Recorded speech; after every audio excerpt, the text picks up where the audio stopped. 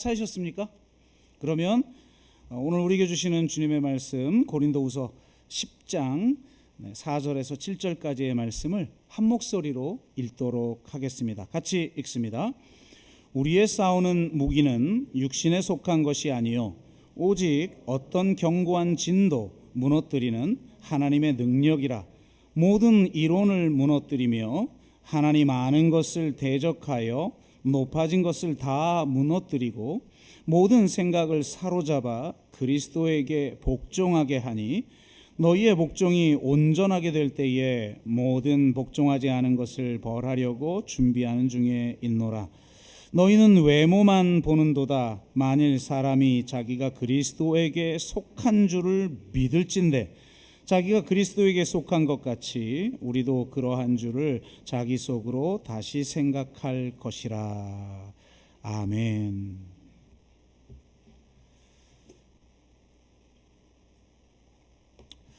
자, 이번 주는 제 사과입니다. 들어가기 보겠습니다. 하나님의 말씀에 순종하는 삶을 살고 싶은데도 잘 안 되는 이유가 무엇일까요? 그것은 우리가 구원받은 자로서 성화의 과정을 거쳐야 하는데 우리에게 성화의 걸림돌이 존재하기 때문에 그렇습니다. 우리가 거듭난 그리스도인일지라도 우리 안에 있는 문제들이 자동적으로 해결되는 것은 아닙니다. 그리스도로 말미암아 구원을 받았을지는 모르지만 아직 죄와 상처로부터의 자유가 필요한 거죠. 그 자유는 거저 주어지는 것이 아닙니다. 자유를 위한 여정은 매우 힘든 과정을 거치곤 해야 합니다. 오늘 우리는 자유를 경험하기 위한 과정에서 우리가 꼭 이해해야 하는 것들에 대해서 함께 나누도록 하겠습니다. 교재의 순서를 좀 바꿔서 큰 3번을 먼저 하겠습니다. 우리에게 하나님이 놀라운 복들을 주셨는데 그 복들 중에 첫 번째 게 뭐냐면 진리로 인한 완전한 자유라는 거예요. 그러니까 하나님은 진리를 알고 우리가 진리 안에서 완전한 자유를 누리기를 원하신다는 겁니다. 그럼 자유를 누린다는 것, 큰 4번, 자유를 누린다는 건 어떤 의미일까요? 당신은 모든 죄로부터 자유하게 됩니다. 2번, 당신은 모든 불의에서 깨끗해질 수 있습니다. 3번, 당신은 모든 부족함으로부터 해방되었습니다. 로마서 8장 32절은 은혜가 되니까 한번 같이 제가 읽어드릴게요. 자기 아들을 아끼지 아니하시고 우리 모든 사람을 위하여 내주신 이가 어찌 그 아들과 함께 모든 것을 우리에게 주시지 아니하겠느냐. 얼마나 큰 은혜입니까? 예수 그리스도만으로 우리는 만족하는데도 하나님의 마음은 그리스도와 함께 이 모든 것들을 우리에게 주시기를 원하신다는 거죠. 그런데 사단은 우리가 이런 복들을 누리지 못하도록 방해를 해요. 그러면 사단의 전략은 무엇일까? 5번 1. 사단은 우리로 하여금 하나님의 사랑을 믿지 못하게 합니다. 그렇죠. 여러분은 자기 자신을 발견하고 평가하는 기준이 무엇입니까? 그리스도인이 자기 자신을 발견하고 평가하는 기준은 하나님이 나를 어떤 존재로 바라보시고 평가하시느냐에 평가하느냐여야 하는데 내가 무엇을 행하였는가, 내가 어떤 성취를 이뤘는가, 내가 얼마나 많이 소유하였는가, 혹은 또 내가 어떤 지위에 올랐느냐에 의해서 자기 자신을 평가하는 것이죠. 성경을 이걸 사람을 외모로 취한다라고 표현을 해요. 오늘 우리가 함께 읽은 7절 말씀 보세요. 너희는 외모만 보는도다. 이게 성경에서 말할 때 외모는 우리 겉모습을 말하는 게 아니라 우리의 정체성을 규정하는 뭐라고 표현해야 될까요? 신상명세서 혹은 이력서, 스펙 이런 것들이죠. 그러니까 이런 걸로 사람을 판단한다는 거예요.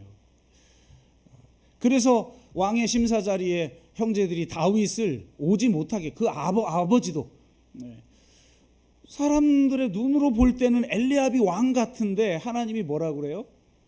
하나님은 사람을 외모로 취하지 아니하신다.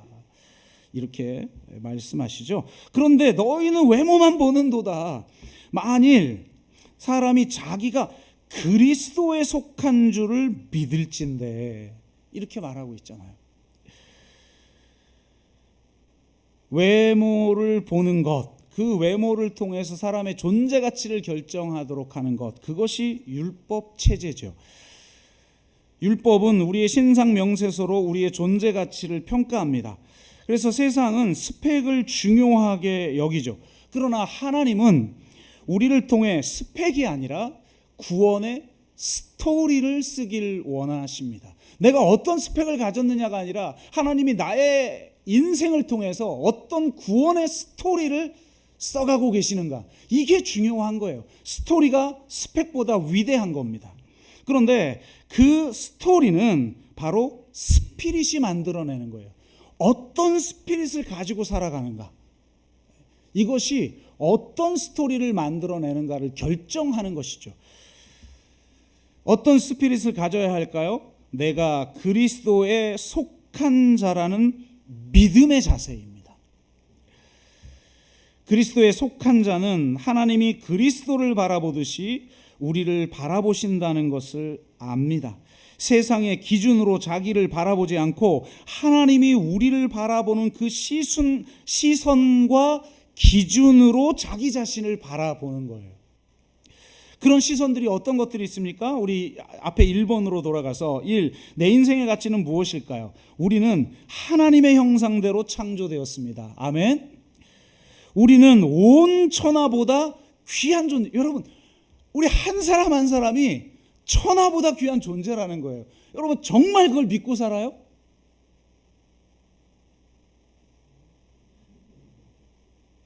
말은 이렇게 하는데 뭐 천하보다 귀한 게 왜 이렇게 값어치가 없어요? 남과 비교해서 주눅 들고 세상과 비교해서 주눅 들고, 그게 아니라는 거예요. 우리는 천하보다 귀한 존재다. 우리는 예수님짜리 인생이다라는 거예요. 당신은 예수님의 핏값을 주고 산 예수님짜리 인생이다. 와, 내가 예수님짜리네. 여러분, 값으로 따질 수 없는 가치잖아요. 예수님의 가치가. 예수님이 주신 구원도 값으로 따질 수 없잖아요. 어떻게 값으로 따질 수 있으면 우리에게 보상을 요구하겠는데, 값으로 따질 수 없는 가치이기 때문에 그저 우리에게 선물로 주신 거예요. 선물을 어떻게 값으로 따질 수가 있겠어요? 여러분, 정말 여러분의 인생이 예수님짜리 인생이라는 그런 어떤 정체성을 가지고 살아가시기를 주 이름으로 축복합니다. 그럼 세상에서 스펙으로 아무리 나보다 뛰어난 존재 앞에서도 주눅들 필요 없죠. 당신은 하나님의 보물이며 하나님의 자랑입니다. 구약 성경으로는 이사야서 43장 4절, 워낙 유명하죠. 내가 내 눈에 보배롭고 존귀하며 내가 너를 사랑하였은즉. 아멘. 우리를 보실 때 보배롭고 존귀하게 보신다는 거예요. 제가 폭죽처럼 터지는 기쁨으로 저에게 찾아오신 하나님을 아주 실체적으로 만났을 때, 그때 하나님이 떠올리셨던 구절이에요. 너는 나의 소유다. 근데 그 소유라는 말이 세굴라라는 말이고 바로 이거예요. 보배롭고 존귀한 존재다. 이런 뜻을 가지고 있는 거예요. 그냥 소유권만을 말하는 게 아니라 우리의 존재가 보배롭고 존귀하다는 거예요. 그 가치를 알면서 제가 삶을 살면서 제 안에 쌓여있던 상처, 자격지심, 이런 열등의식, 이런 것들이 그냥 눈 녹듯이 사라져 버렸어요. 그러니까 정말 이게 머리로가 아니라 이런 하나님의 시선을, 이 사랑을 우리가 경험해 봐야 돼요. 에베소서 2장 10절은 이렇게 말하죠. 우리는 그가 만드신 바라 그리스도 예수 안에서 선한 일을 위하여 지으심을 받은 자니. 제가 전에도 말씀드린 것처럼 여기서 만드신 바라는 건 헬라어로 포이에마, 그 시라고 하는 포임의 원어죠. 포이에마이고 이는 걸작품이라는 뜻이라는 거예요. 그러니까 우리는 여러분 상품이 아니라 작품이에요.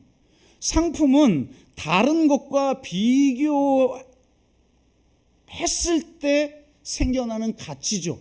다른 것과 또한 교환할 수 있을 때 생기는 교환 가치예요. 이 자본주의 사회는 모든 걸 다 교환 가치로 결정하잖아요. 그래서 소위 말해서 야구 선수들도 몸값에 의해서 그 사람의 존재 가치가 결정되죠. 세상은 그래요. 우리의 존재 가치, 내 몸값에 의해서 결정되는 거예요. 근데 그건 상품에 불과한 거죠. 상품의 가치예요. 그건 뭔가 비교해서 결정되어지는 가치죠. 그러니까 사람들은 항상 이 비교 속에서 열등의식에 살거나 교만에 빠지거나 그걸 왔다 갔다 하는 거죠. 열등의식이나 교만이나 동전의 양면이에요. 똑같아요. 어떤 세상적 기준, 내 상품의 가치로 자신의 가치를 결정하는 그 기준에 의해서 어쩔 때는 나보다 못한 존재 앞에서는 뭐 고개 들어가고 뻣뻣해지는 것이고, 그러지 나보다 또 탁월한 몸값을 가지고 있는 사람 앞에서는 주눅 드는 것이고 그러죠. 그게 육적인 삶인 거예요. 그런데 하나님은 우리를 상품이 아니라 작품이라고 말을 해요. 작품은 남과 비교해서가 아니라, 다른 것과 비교해서가 아니라 그 자체로서의 가치가 있는 거예요. 여러분, 피카소의 작품하고 고흐의 작품 어느 게 더 값어치가 있습니까? 물론 피카소가 더 비싼가? 세상은 그래요. 세상 값을 매기는데, 여러분, 우리에게 그 작품은 세상의 원리나 그걸 값을 매기고 있는 것이지 그냥 존재 자체가 아름답잖아요.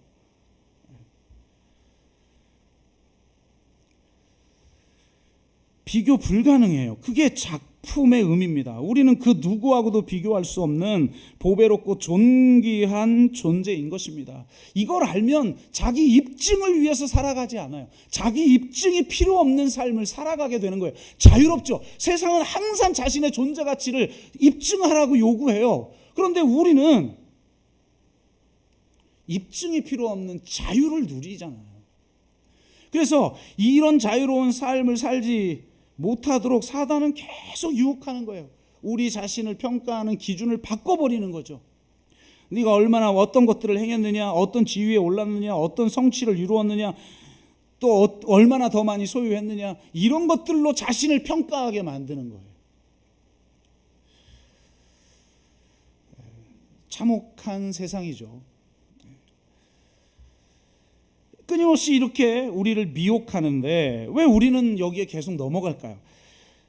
2번, 사단의 음성에 귀를 기울일 수밖에 없는 이유는 우리 안에 상처 때문입니다. 이렇게 해놨는데 여기다 하나를 더 보태세요. 죄와 상처 때문입니다. 그러니까 이 두 가지를 동시에 다뤄야 돼요. 제가 한국교회에서 선포하는 복음의 한계에 대한 말씀을 자주 드리죠. 예수님에 관한 복음이 있고 한쪽엔 예수님이 말한 복음이 있어요.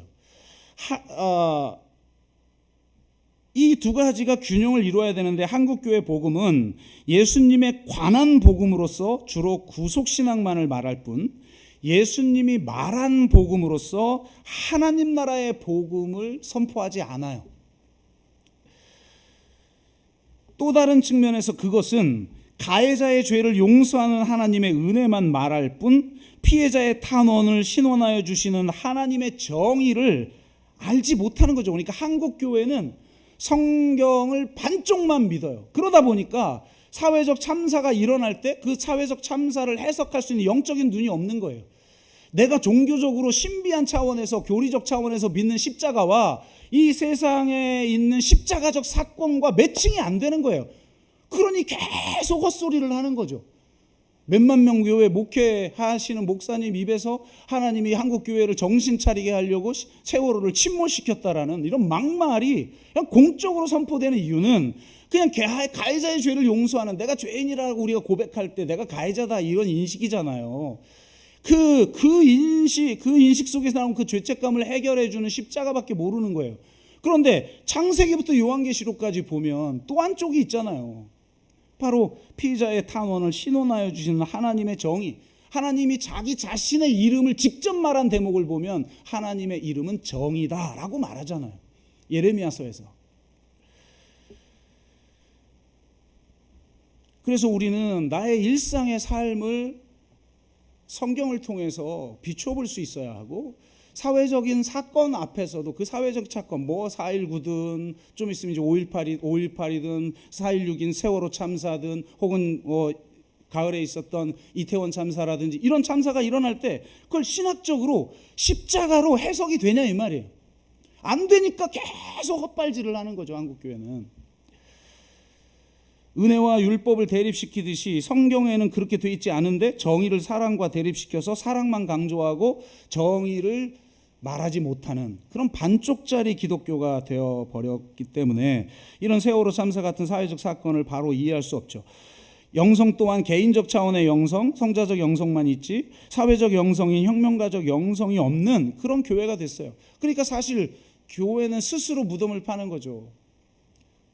이런 세금 면세가 나오는 게 저희는 성경에서 말한 공동선을 위해서 이 지역을 섬기기 위해서 이런 사역을 했는데 종교 외 활동이다라고 세금을 매겨버리잖아요.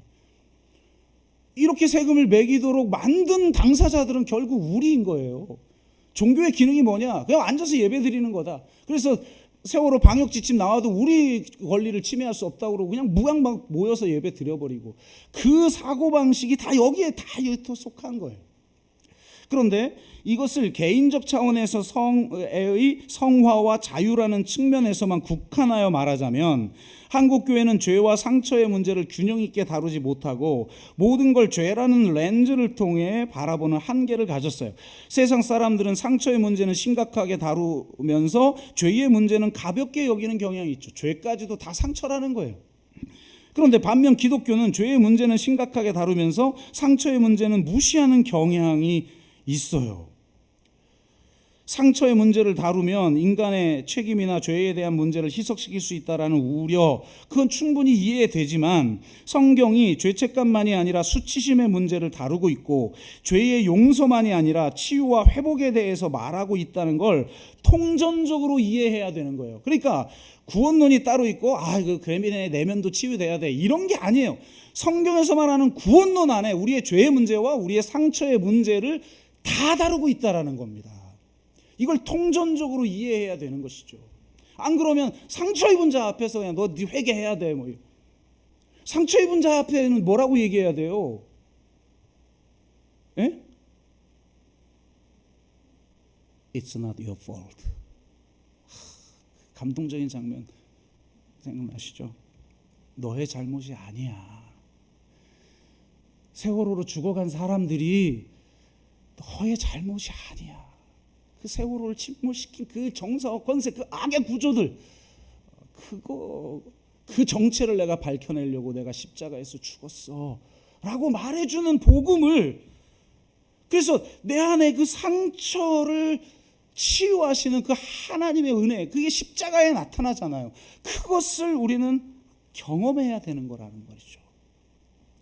그래서 우리가 견고한 진을 만드는 것은 크게 두 가지다. 죄와 상처의 문제다라고 하는 것이고, 사단은 우리 안에 있는 견고한 진을 통해 우리를 미혹한다는 점, 이것만 말씀드리고 다시 6번으로 넘어갑니다. 견고한 진에 대해서 한번 알아보죠. 우리 안에는 우리가 모르는 견고한 진이 있어요. 고린도후서 10장 4, 5절 아까 읽었죠. 우리의 싸우는 무기는 육신에 속한 것이 아니요 오직 어떤 견고한 진도 무너뜨리는 하나님의 능력이라. 그리고 블라블라 뒤에 있습니다. 자, 견고한 진이 뭘까? 견고한 진은 우리가 해결하지 못한 죄의 결과입니다 하면서 여호수아 17장 12절을 말하고 있는데, 이 한 구절만이 아니라 여러분이 여호수아서나 사사기를 보시면 어떤 대목이 나오냐면, 분명히 이스라엘이 가나안에 이스라엘이라고 하는 나라를 세웠죠. 그런데 이 구절이 뭐를 말하냐면, 나라를 세웠지만 아직 정복하지 못한 요새들이 있다는 거예요. 그 요새가 지금 우리가 지금 이 말한 견고한 진이에요. 요새. 너무 정복하기 어려워서 정복을 포기한. 견고한 진은 예수님의 주권 아래에 완전히 복종하지 않은 내적인 상태인 동시에 사단이 권력을 장악하고 있는 영역을 의미하죠. 이러한 견고한 진들의 영향으로 이스라엘이 결국 타락하게 되지 않아요? 한 나라를 점령해도 그 나라의 어떤 지역들은 게릴라들이 점령하고 권세를 행사하고 있는 경우가 생기는 것처럼 우리가 하나님 나라의 백성이 되었어도 우리의 삶의 어떤 영역들은 여전히 그리스도의 통치 밖에 있을 수 있다는 거예요. 바로 그것을 성경은 견고한 진이다라고 말을 합니다. 사단은 견고한 진을 통해 우리 마음으로 들어와 그리스도인이 누려야 할 풍성한 영적 보화들을 갈취해 갑니다. 견고한 진들은 사단이 들어오는 통로 역할을 하는 동시에 그들이 기거하는 지배 역할을 합니다. 악한 영들은 여러 형태의 견고한 진들을 통해 우리 마음 가운데 자리를 잡고 자신의 권리를 주장해요. 내가 너를 통치할 마땅한 권리가 있다. 그래서 당당하게 자기의 주권을 행사합니다. 그리고 우리는 그 사단에게 우리의 주권을 완전히 위임해버리죠. 바로 예수 그리스도가 회복한 그 권세를 잃어버리고 살아요. 참 안타까운 일이죠. 이거를 이렇게 설명을 할 수가 있어요. 부동산법을 보면 땅을 소유하고 있는 사람은 자기 땅 안에 위치한 다른 땅의 소유주를 소외시키거나 폐쇄시킬 수 없다는 법이 있어요. 예를 들어 건축주가 1000평의 땅에 상가를 지으려고 하는데 정가운데 한 평의 땅이 다른 소유의 땅이 있어요. 그러면 내가 1000대1이니까 이걸 무시하고 그냥 상가를 지어버릴 수 있어요? 자기 땅에는 혹시 지을 수 있을지 몰라도 그 외딴 섬처럼 박혀있는 그 땅에 사는 사람이 출입할 수 있는 길을 내줘야 돼요. 이거에 부동산에서 말하는 동등통행권이라는 거예요. 이런 법을 이용하여 부동산 업자들이 아파트 개발 지역에 대한 정보를 얻어서 그 지역 한가운데 있는 주택을 사죠. 알박기 같은 거예요. 그런데 사단이 우리 내면에 알박기를 하고 있다니까요. 그래서 거기에는 어떤 그리스도의 통치가 없는 무법지대처럼 견고한 진이라는 게 있어서 분명히 그리스도인으로서 오랫동안 살아가는데 삶의 어떤 영역에선 너무나 쉽게 무너져 버리는 그런 영이 있어요. 어떤 사람은 분노라는 게 있을 수 있고, 어떤 사람은 너무 쉽게 좌절하는 사람, 어떤 사람은 막 우울함, 어떤 사람은 슬픔, 용서치 못함, 혹은 성적 타락, 혹은 도박, 혹은 어떤 다른 여러 중독, 갖가지 문제를 일으키는 견고한 진이 존재하죠. 그래서 이 견고한 진을 해결해야 돼요. 또 하나, 견고한 진은 옛 습관이나 상처, 분노, 용서하지 못함 등을 통해 만들어집니다. 이렇게 적어놨는데 저 같았으면 좀 더 명확하게 좀 구분을 했을 텐데, 앞의 경우는 죄의 결과로 형성된 견고한 진이라면 이 두 번째 경우는 상처의 결과로 형성된 견고한 진이 있어요. 이걸 구분해서 접근해야 제대로 치유를 경험할 수 있는 거죠. 그런데 이 상처로 형성된 견고한 진에 대한 성경의 용어가 있습니다. 바로 쓴뿌리라는 말이에요. 여기에는 성경 구절이 없던데 못해서는 보시면 히브리서 12장 15절, 너희는 하나님의 은혜에 이르지 못하는 자가 없도록 하고, 정말 엄청난 은혜를 주셨는데 살면서 그냥 삶을 사느라고 그 은혜를 못 누리고 맨날 죽을 인상이고 감사도 사라지고 그냥 절망스럽고 불안하고 이렇게 살아가잖아요. 얼마나 안타까워요. 은혜를 이르지 못하는 자가 없도록 하고, 또 쓴뿌리가 나서 괴롭게 하여 많은 사람이 이로 말미암아 더럽게 되지 않게 하며 라고 말해요. 그러니까 우리 안에 쓴뿌리라는 게 존재한다는 거죠. 여러분, 쓴뿌리, 내 마음의 밭에 쓴뿌리가 나면 어떤 줄기가 나겠어요. 여러 가지 표현할 수 있겠지만 가시떨기 나무 같은 나무가 줄기가 자라겠죠. 열매를 맺어도 독이 있는 그런 열매가 맺어지겠죠. 그러니 남에게 그냥 독스럽게 행할 수밖에 없는 거잖아요.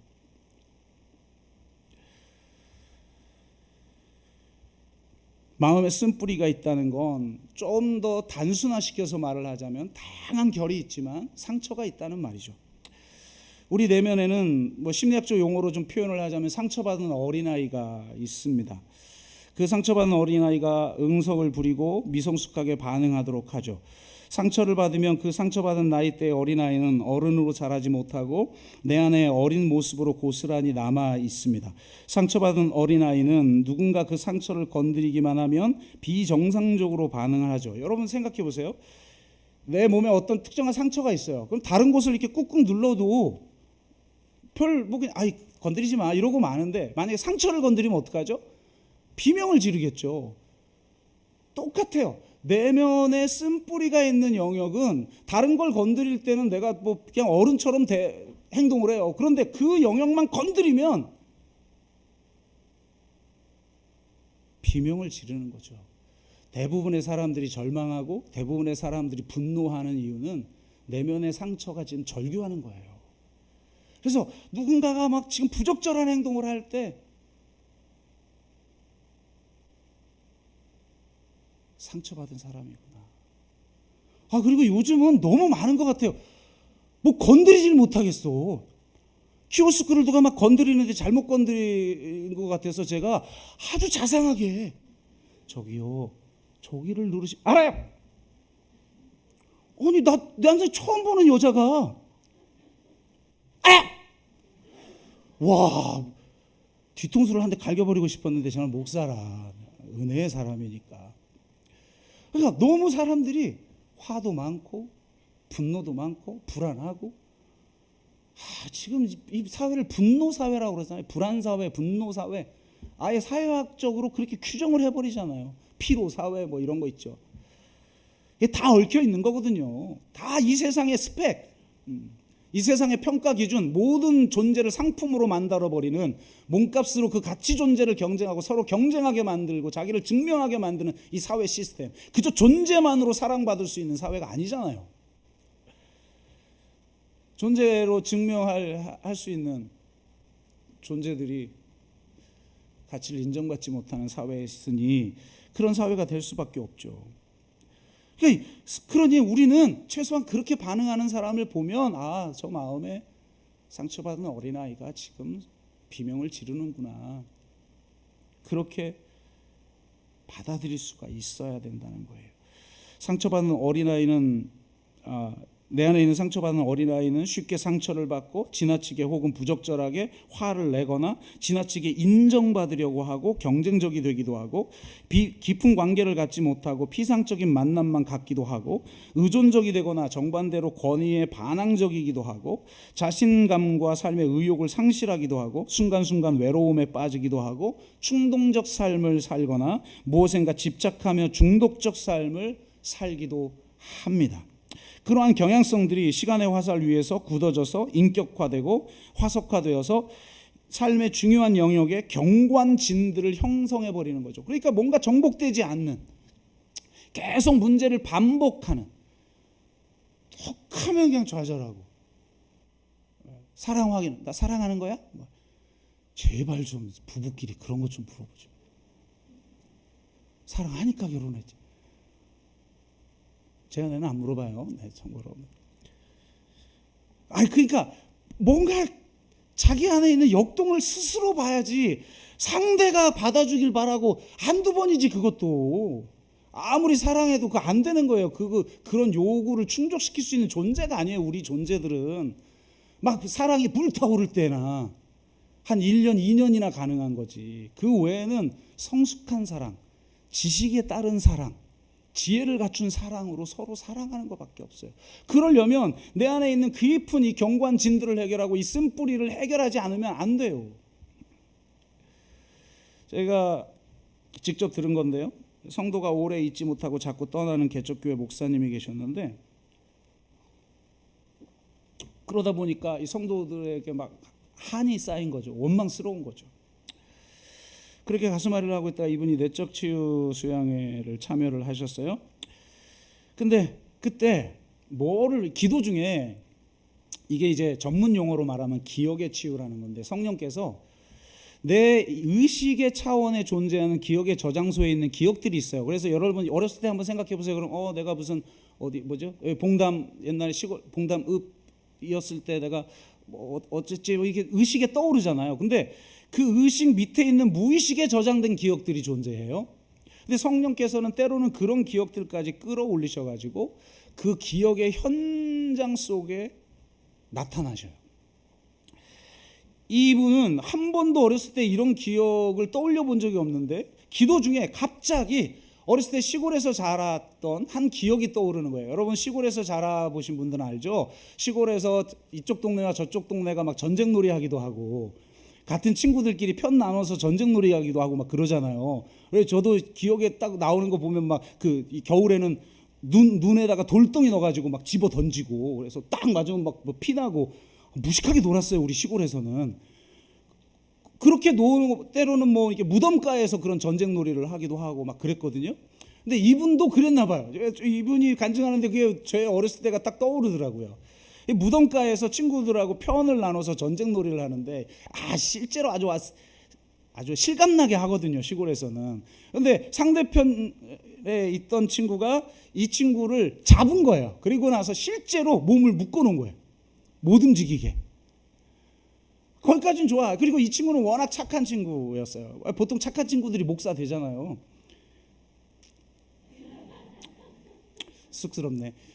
어쨌든 그러니까 충실하게 포로 역할을 한 거예요. 나 잡혔다 이러고. 근데 문제는 무덤의 한쪽 뒤에다가 걔를 놓고 그다음에 이쪽에서 막 전쟁놀이 하다가 이제 해가 뉴역뉴역 지니까 다 집으로 돌아가 버렸어.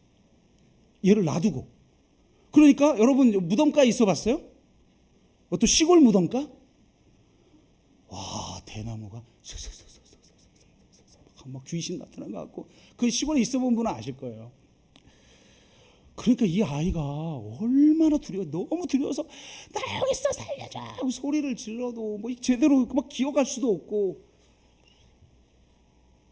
그러다 보니까 밤새 친구들의 이름을 부른 거죠. 부모의 이름을 부르기도 하고 친구들의 이름을 부르고 자기를 묶은 친구 이름도 부르고 막 살려달라고 하는데 밤새 누구도 오질 않죠. 다 그냥 그 인식을 못하고 돌아가 버린 거예요. 그러다가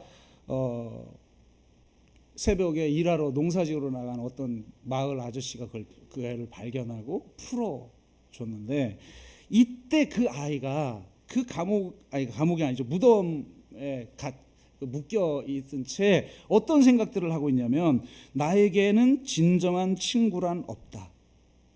세상 그 누구도 믿을 수 없다. 나는 혼자다. 이런 생각을 하더라는 거예요. 자기가 기억이 보이는데 내 어렸을 때 그 아이가 이런 생각을 하고 있더라는 거예요. 그러니까 여러분 잘 보세요. 내 마음에 상처가 있으면 그 상처가 무엇을 만드냐면 두 가지를 만들어요. 거짓 신념 혹은 불합리한 신념. 거짓 신념은 진리가 왜곡된 신념이고 불합리한 신념은 이룰 수 없는데 이룰 수 있다고 생각하는 신념이에요. 이게 그래서 대부분의 당위가 그렇죠. 대부분의 당위들이 반드시 해야만 해. 당신이 나를 사랑한다면 이렇게 해야만 해. 여러분 사랑하면 이렇게 해야만 해가 불합리한 신념이에요. 안 돼요. 그거는. 제발 여러분이 사랑하시지 이렇게 사랑해달라고 요구하지 좀 마세요. 그건 사랑이 아니에요. 그러니까 이런 불합리한 사람을 신뢰할 수 없는 거예요. 사람을 신뢰할 수 없는 존재라는 불합리한 신념이 나에게 싹 터버린 거죠. 그러니까 성도들이 자기에게 접근을 해도 이 친구는 결국 나를 배반할 것이고 나를 버릴 것이다 라는 게 이건 무의식적 차원에서 작동하는 거예요. 그러니까 무의식 속에서 자기가 어떤 행동을 하는지를 인식하지 못하는 상태에서 상대를 거부하는 거죠. 그러니까 성도님들이 목사님이 너무 좋아서 접근하려다가 그 거리를 느끼고 떠나는 거예요. 내가 문제였구나. 그러면서 여러분 차라리 남 미워하는 게 편해요. 그 인간이 잘못이다 그러면 내가 속이라도 편하죠. 근데 내 잘못이다 그러면 참 이것도 슬픈 일인데 이분이 그냥 너무 아픈 거예요. 마음이. 그렇게 울고 있는데 이제 성령이 역사하시면 이게 기억의 치유가 일어나는데 그 현장에서 내가 보지 못한 어떤 것을 성령이 보여주시는데 바로 그 무덤가에 우리 주님이 나타나십니다. 그 주님이 그를 꼭 안으면서 이렇게 말씀을 해주셔요. 아들아, 너는 혼자가 아니다. 내가 너의 곁을 떠나지 않고 지키고 있었다. 내가 너를 사랑한다. 결코 너를 떠나지 아니할 것이며 영원히 너와 함께 할 것이다. 여러분 이게 우리 많이 들었던 말이잖아요. 뇌에 저장된 정보는 아무 힘이 없어요. 근데 그게 살아있는 말씀, 진짜 인격적으로 주님이 나에게 하는 음성을 들으면 여러분 그 말씀은요 내 존재를 바꿔버려요. 말씀이 존재를 바꿔버려요. 이분이 이 음성을 듣고 그냥 그 자리에서 펑펑 나서 가장 큰 이제 머리로 믿는 믿음이 아니라 어떤 관계가 형성되냐면 신뢰의 관계가 생긴 거예요. 진짜 믿음은 인지적 동의가 아니라 관계적 신뢰잖아요. 하나님에 대한 인격적 신뢰가 생기면서 그것이 사람에 대한 신뢰로까지 전이가 되는 거예요. 그래서 이분이 사람을 믿게, 나는 혼자가 아니다. 사람을 신뢰할 수 있다. 그러니 다가오는 사람 밀어내지 않게 된 거죠. 그래서 떠나지 않고 성도들이 교회 잘 함께 세워나가게 됐다. 이런 간증을 들은 기억이 있습니다. 그렇습니다. 우리 안에 이 견고한 진들을 해결하지 못하면 나이가 들수록 애 같아져요. 나이가 들면 들수록 그냥 그 숙성됨, 그 원숙함이 쫙 드러나야 되는데 그 내면의 견고한 진과 쓴뿌리를 해결하지 못하고 그래서 내 인격이 하나님의 그 풍성한 은혜를 누리지 못하여 그 풍성한 은혜가 내 인격으로 바뀌는 일이 존재하지 않으면 나이는 먹으나 더 애들 같아져. 근데 저도 조심해야 될 것 같아. 이런 말 함부로 하는 게 아니라 저도 나이 먹어가니까 막 쉽게 삐지려고 그래요. 그래서 어른들을 좀 이해하게 됐어요. 나 이거 조금 나이 들어가니까 나도 쉽게 삐지려고 그런다. 이걸 요즘 느껴요. 그래서 아주 각성을 하고 있어요. 옛날하고 너무 달라진 것 같아요. 50 넘어가면서부터. 그러나 정말 원숙한 분이 되시고 아이만 살아남는 일이 없도록 하시길 주의 이름으로 축복합니다. 그러려면 어떻게 해결해야 되느냐? 첫째, 자신의 견고한 진이 무엇인지 먼저 알아야 합니다. 자신 안에 있는 견고한 진이 무엇인지 알지 못하면 치유가 일어날 수 없죠. 성령께서 말씀을 통해서 나를 비춰주셔야 돼요. 여러분, 내 개인의 지식과 내 관점과 내 입장으로는 상대적, 신이란 보는 입장이 아니라 보여지는 입장만 존재하는 존재예요. 멋있지 않아요? 하나도 안 멋있어. 자기 입장은 그 입장과 반대되는 것을 이해할 수 없어요. 근데 우리는 그게 진리라고 생각하니까 상대가 틀렸다고 생각할 수밖에 없죠. 그러니까 그 절대적 기준이라는 말씀의 기준과 성령의 조명하심으로 자기를 보아서 자기 객관화가 되지 않으면 자기 의에 빠지게 돼 있는 거예요. 죄책감에 빠지거나 정반대로 자기 의에 빠지게 돼요. 그러면 내 내면에 있는 그 완고함, 그 내면에 있는 이 견고한 진, 쓴뿌리를 해결할 수가 없어요. 그래서 내 안에 어떤 쓴뿌리가 있는지, 어떤 견고한 진이 있는지를 깊이 들여다봐야 돼요. 이거 아파요, 여러분. 해보면 저 솔직히 너무 아팠어요. 저는 제가 옳은 줄 알았어요. 그런데 내가 극단적이었다라는 걸 성령이 보여주실 때는 진짜 아파요. 그러니까 근데 그 아픈 과정을 거쳐야 돼요. 많은 방법이 있지만 오늘 주제와 관련돼서 한 가지만 이야기하고 마치는데 고백이 중요하다. 기독교는 고발의 공동체가 아니라 고백의 공동체예요. 율법은 고발의 공동체예요. 그래서 바리새인들이 항상 힐끗힐끗 봐요. 예수님을 고발하려고, 정죄하고, 너 왜 그따위야, 너 왜 그 정도밖에 안 돼. 고발에 능한 사람이에요. 기독교는 고발의 공동체, 그거는 바리새인의 공동체고, 주님은 정말 율법으로 바라봤을 때 죄일 수밖에 없는 존재를 그냥 있는 그대로 사랑해버리잖아요. 약자들과 소수자들을 그냥 사랑해버리잖아요. 죄인들을 그냥 사랑해버리잖아요. 사랑해버리는 정도가 아니라 그냥 자신을 내어줘버리잖아요. 그게 세상을 변화시키는 거지. 너 뭔 잘못이야, 뭔 잘못이야, 뭔 잘못이야. 그 지적, 정죄, 고발로 세상이 바뀝니까? 안 바뀌어요. 물론 공적 차원에서는 그런 일들이 필요하겠죠. 그러나 아름다운 공동체는 그렇게 만들어지는 게 아니에요. 그래서 우선은 하나님 앞에 고백해야 돼요. 3번과 2번을 바꿔야 됩니다. 순서를.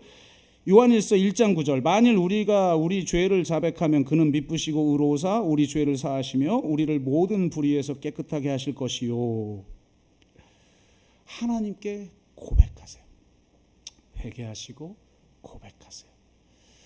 구원파는 예수님이 십자가에서 우리의 과거의 죄, 현재의 죄, 미래의 죄를 다 사해 줬는데 왜 회개하냐? 회개한다라는 건 이미 죄 사함을 확신하지 못하기 때문인 것이다.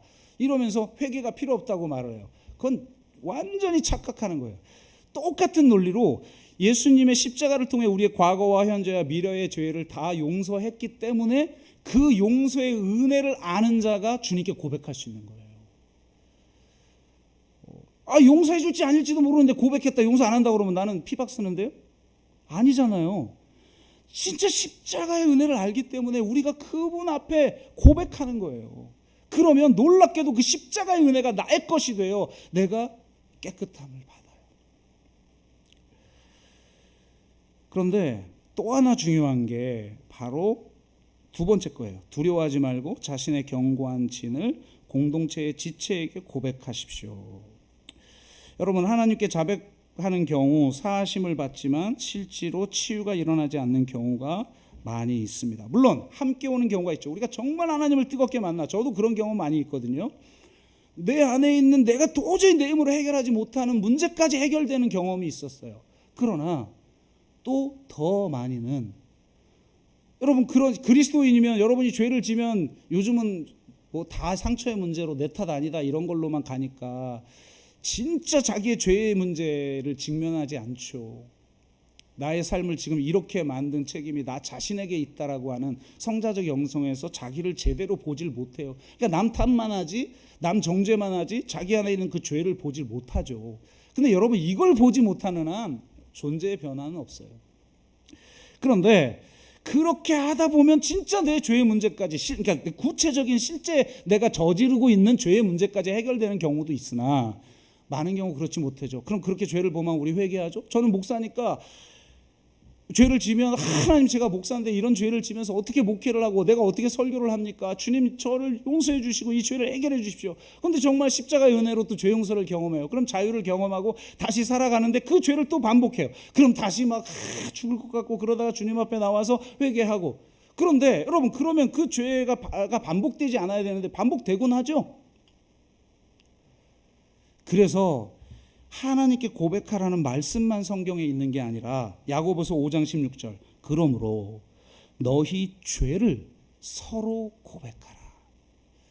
이게 공동체에서는 위험의 가능성이 있다 보니까 카톨릭 같은 경우는 고해 성사라는 제도를 통해서 절대적 비밀을 유지할 수 있는 사람을 세우고 그 사람한테 고백을 하는 거예요.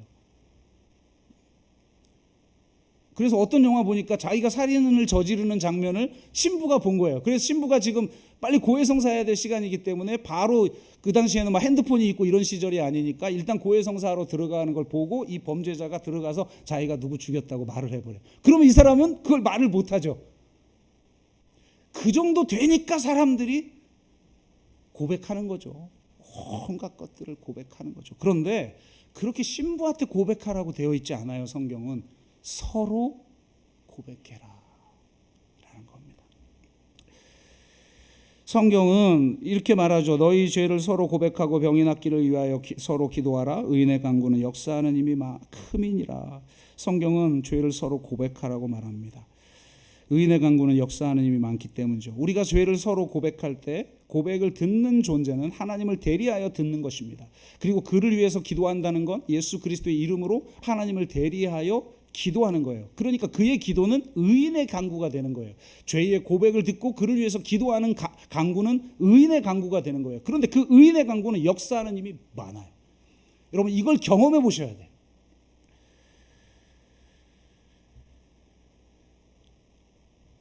어느 큰 교회에서 청년부를 부흥시킨 목사님이 계신데요. 뭐 특정 교회를 이름을 할 수 없고 누군지 추측이 되니까, 어쨌든 대형 교회에서 청년부를 부흥시킨 목사님에게 직접 들은 이야기인데, 이분이 이제 그러니까 전설 같은 존재죠. 예를 들면 뭐 한 300명 되는 교회가 3,000명이 된다. 청년만 이런 정도의 부흥을 일으킨 사람이니까 이 사람이 이제 분립개척을 하는데 그 담당했던 청년부원들이 다 따라갔는데 세월이 좀 지나니까 청년들이 막 결혼도 하고 막 다 그러지 않겠습니까? 그래서 젊은 부부가 주로 참여한 그런 개척교회를 했는데 개척교회가 여러분 보통 힘듭니까? 자기 뭐 부서 맡을 때야 편하게 할 수 있죠. 근데 교회 전체를 책임진다는 일은 피눈물 나는 일 아니에요. 그러니까 너무 힘든데 또 그렇게 능력 있는 목사인데도 생각보다 막 부흥이 잘 되지 않는 거예요. 그럼 그것만큼 힘든 일도 없거든요.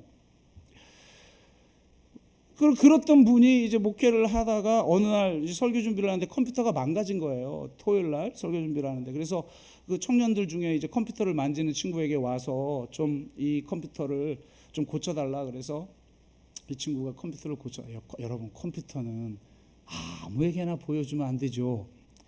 이 친구가 컴퓨터를 딱 고치면서 이전에 사용했던 프로그램들이 쫙 펼쳐지는데 그 컴퓨터에 음란 사이트가 열리고 야동이 플레이가 돼버리니까 존경해서 따라온 이 청년이 아무 말도 못하고 컴퓨터를 다시 끼고 돌아가는데 이 목사도 이 상황이 어떻게 해야 될지 모르니까 얼음이 돼가지고 그냥 보내고 나면서 설교 준비하는데 그러니까 설교가 여러분 진짜 피눈물 나는 일이에요. 내가 그만큼 살아내지 못하면서도 때로는 어떤 설교를 해야 될 때가 있기 때문에 피눈물 나는 일이에요. 매번 새로운 걸 준비한다는 것도 피눈물 나는 일이지만 그만큼 살아내야 한다라는 그 중압감이 그러니까 이분도 더군다나 그걸 들켰어. 안 들키면 그나마 양심은 조금 적당히 작동하는데 들키면 강력하게 작동하잖아요. 그러니까 이분이 설교 준비도 못했는데 어떻게 하겠어요. 근데 내일 설교를 해야 되니까 설교 간절히 준비하고 다음날 예배 시간에 설교를 하는데 그 친구가 저기 딱 앉아가지고 가끔 여기 눈빛이 예사롭지 않은 성도들이 있거든요. 이렇게 아니면 처음 시작부터 이렇게 되는 분도 있지만 저 청년이 너나 잘하세요 이러고 쳐다보고 있으니 설교가 됩니까? 죽을 맛이죠. 우리 설교하다가. 근데 이분이 여러분 저 보세요. 어떤 죄의 문제를 해결하지 못했다고 해서 성령의 역사 안 합니까? 내가 그리스도인답게 충분히 살아가는 것 같은데 어떤 영역에서는 무너질 수도 있는 거예요. 이분은 기도도 많이 하는 분인데 그 부분이 약한 거예요. 그러니까 그 부분을 해결하지 않으면 쓴뿌리와 견고한지를 해결하지 않으면 나머지는 뭐 엄청난 분이죠. 말씀의 능력, 성령의 역사 뭐 그런데 그 문제는 해결하지 못하는 거예요. 그런데 예민한 분이다 보니까 설교 선포하는데 성령께서 계속 그러는 거예요. 네 죄를 성도들에게 고백해라. 미쳤습니까 주님? 제가 고백하는 순간 이 교회는 끝장입니다.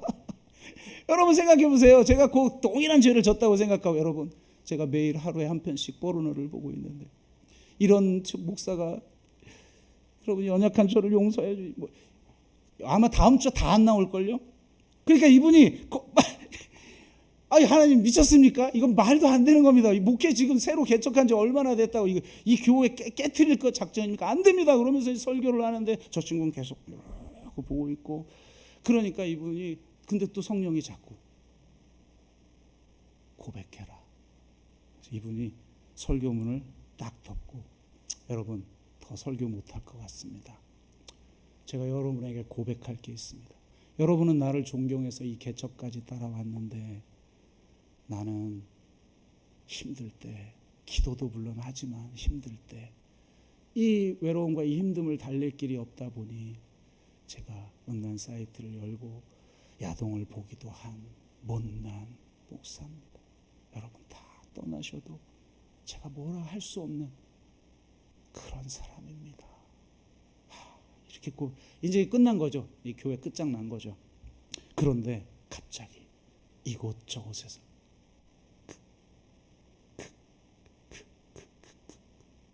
그러더니 저기에서 남자 하나가 딱 일어나더니 목사님 저도 똑같은 죄를 저질렀습니다. 그러더니 이쪽 끝에 목사님 저도 똑같은 죄를 옆에 아내가 얼마나 황당했겠어. 어떻게 보면 아내 앞에서 고백한 거죠. 공동체 앞에 고백한 거죠.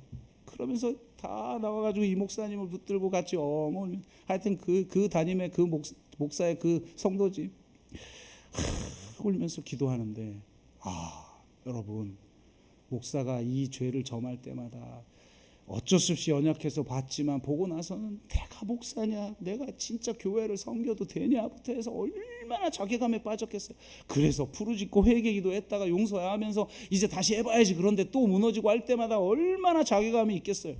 그런데 세상에 그런데도 해결이 안 됐던 문제가 공동체 앞에 고백하고 같이 기도하는데 놀랍게 그 다음 날부터 완전히 해결이 돼버렸어요.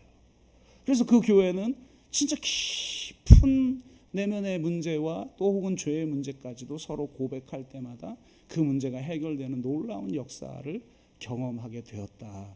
이런 간증을 직접 하셨습니다. 그런 것이죠. 진짜 왜 성경이 하나님 앞에 고백하라는 말을 해놓고 또 동시에 서로 죄를 고백하라고 하느냐. 그것은 실제적인 죄사함은 주님만이 주실 수 있으나 실제적인 죄로부터 이거 속박에서 자유케 되어지는 것은 우리가 서로 고백할 때, 깊은 내면의 문제까지도 서로 고백하고 그를 위해서 의인의 기도를 할 때 역사하는 님이 큰 줄로 믿습니다. 이를 위해서는 반드시 전제되어야 하는 게 하나 있는데 비밀 유지입니다. 신부는 살인했다는 말도 전하질 않아요. 그런데 이 교회 공동체는 왜 이 성령의 공동체를 세우기 어려운가? 여러분, 비밀을 공유하는 정도가 친밀성의 정도예요. 왜 부부가 친밀하죠? 다 아니까. 여러분이 모르는 거 저에 대해서 다 알거든요. 제 아내는. 모르는 게 혹시 있나? 비밀을 공유하는 관계가 친밀성의 정도를 만들어내는 거예요. 그런데 이런 말을 하지 못하고 좋은 말만 해요. 서로 좋은 게 좋은 거 재밌어. 우리 공동체 너무 재밌다. 그건 그냥 동호회지 공동체라고 할 수 없어요. 그 친밀한 공동체가 가능하려면 고백이 필요한데 그 고백이 가능하려면 정죄함 없이 어떤 고백을 해도 정죄함 없이 그 고백을 들어줄 수 있어야 돼요. 주님이 그러듯이 가늠한 여인을 향해서 나도 너를 정죄하지 아니하노라 라고 말했듯이 어떤 이야기를 해도 내가 너를 정죄하지 아니하노라 라고 하면서 그를 받아줄 수 있는, 그리고 그가 고백한 것에 대한 비밀 유지예요. 혹시 지금 양육하면서 서로 비밀한 것들을 나누는데 그걸 다른 사람한테 전한다든지 이런 분들이 계시면 교회에서 치리할 겁니다. 왜냐? 그 비밀 누설이 결국 성령의 공동체를 불가능하게 만들기 때문에 그렇습니다. 그래서 꼭 비밀 유지를 반드시 지키는 분들이 되시고, 서로 전하려면 사소한 거는 괜찮죠. 상식적 수준에서 우리 구분할 수 있잖아요. 비밀에 해당하는 건지, 저 어제 대파 사고 왔어요, 이런 거, 얼떨결에 이런 얘기를 해버렸네. 그런 얘기는 저분이 대파 샀대요 얘기할 수 있죠. 그러나 비밀한 거 그거는 여러분이 좀 비밀 유지를 해주시면 감사하겠습니다. 마지막으로 마칩니다. 나가기, 사랑의 반대말은 미움이 아니라 두려움입니다. 온전한 사랑은 모든 두려움을 내어 쫓기 때문입니다. 고백을 두려워하지 마십시오. 서로 고백하고 서로 치유의 통로가 되는 저와 여러분 되시고 우리 공동체 되시기를 주의 이름으로 축복합니다. 우리 같이 찬양하겠습니다. 주님과 같이.